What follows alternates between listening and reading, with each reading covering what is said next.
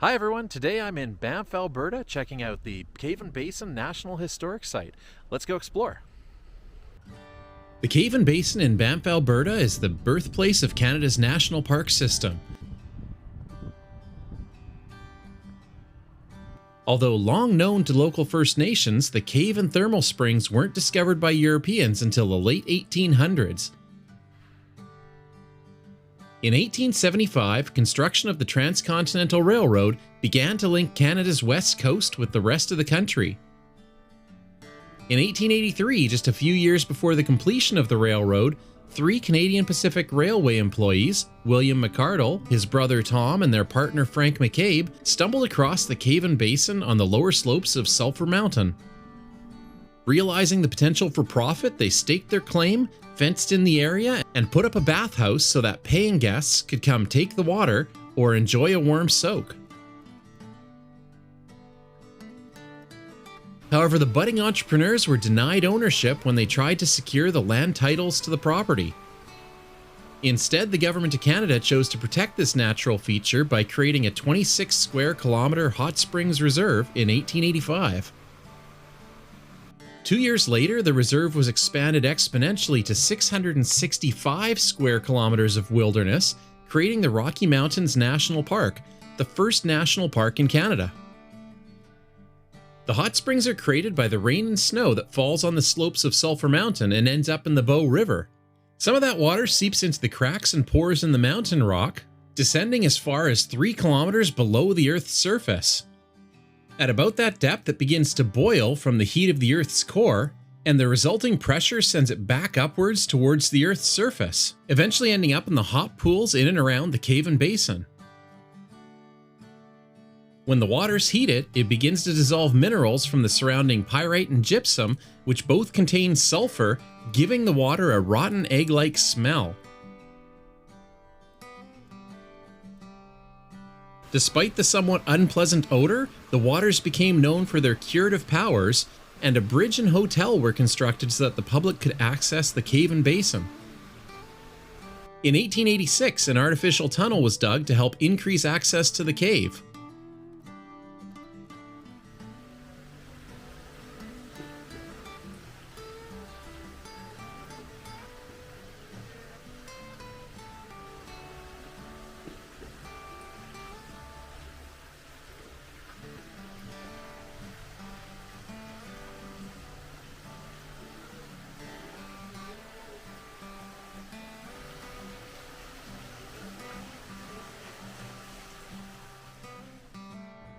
Or alternatively, guests could choose to take a dip in the warm pools just outside.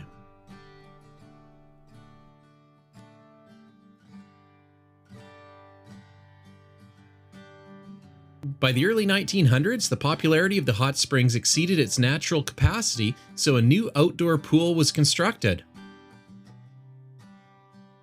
A naturally heated swimming pool and stone bathhouse were completed around 1914, and this sturdy stone structure still houses the interpretive exhibits on site over 100 years later.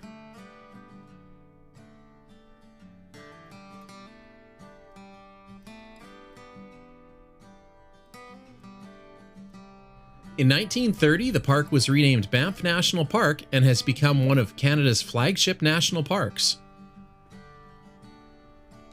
Guests continued to enjoy the warm waters of the Cave Basin's swimming pools until 1975, and then again when they were temporarily reopened from 1985 to 1992 before being permanently removed.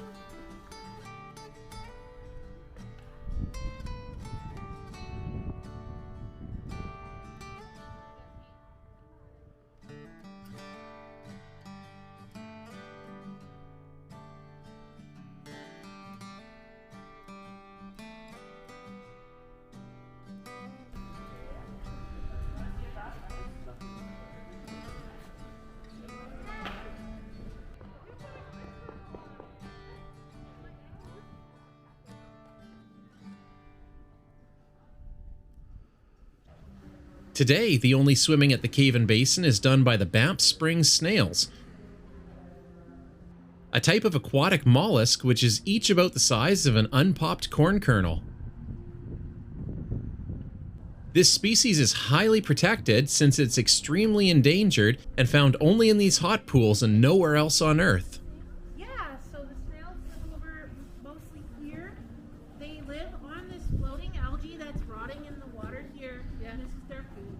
If you look at that floating algae, or the little tiny dots, that kind of look like popcorn kernels, but are gray. They kind of look like seeds. Once you find one, you'll notice a whole bunch. They're quite small. You might see this green pile of poop just north of its little kernel. Swimming in the pools is now strictly prohibited because it pollutes the snails' environment and can disturb their eggs. In 1981, the Cave and Basin was awarded National Historic Site status and continues to be one of the crown jewels of Canada's national park system. So even though it's no longer possible to swim at this location, the Cave and Basin remains an important icon as Canada's first national park and is part of the largest system of protected places in the world, which includes 48 national parks, 174 historic sites, and 4 marine conservation areas. Let's watch this interpretive video which celebrates the Cave and Basin and the creation of Canada's national park system.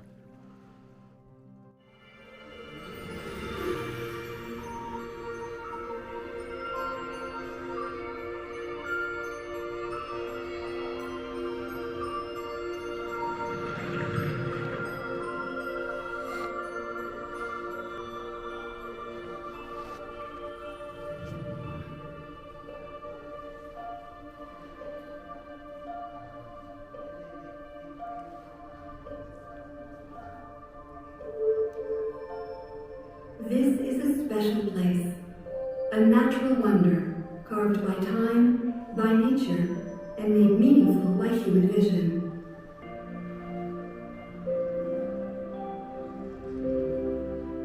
Out of this place, an idea flowed, a vision to protect Canadian places of similar wonder.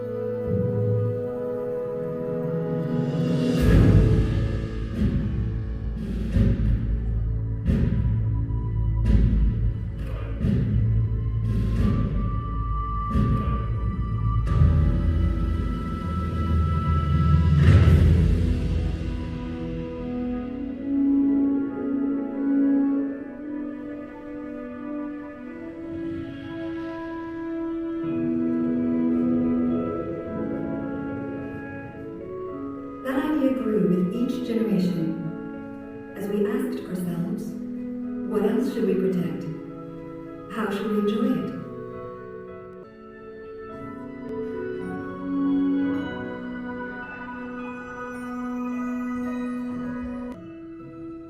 As the idea grows, we reach out to one another, and together we manage and care for this precious heritage.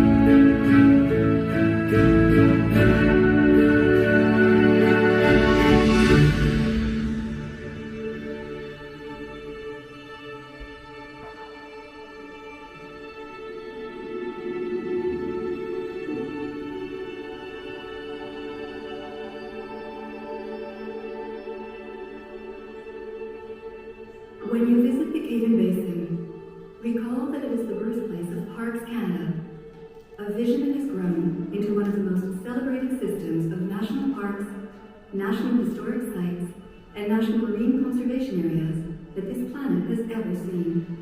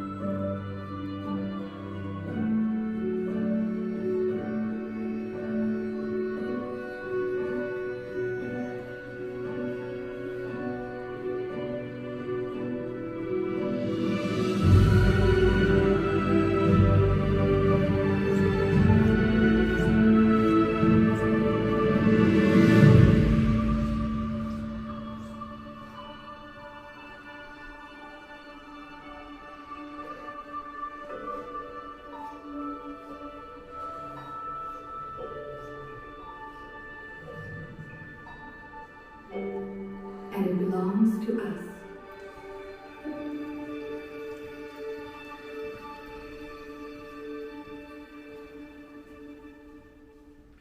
Hope you enjoyed checking out the Caven Basin with me. Remember to keep exploring and click here to join me on my next adventure.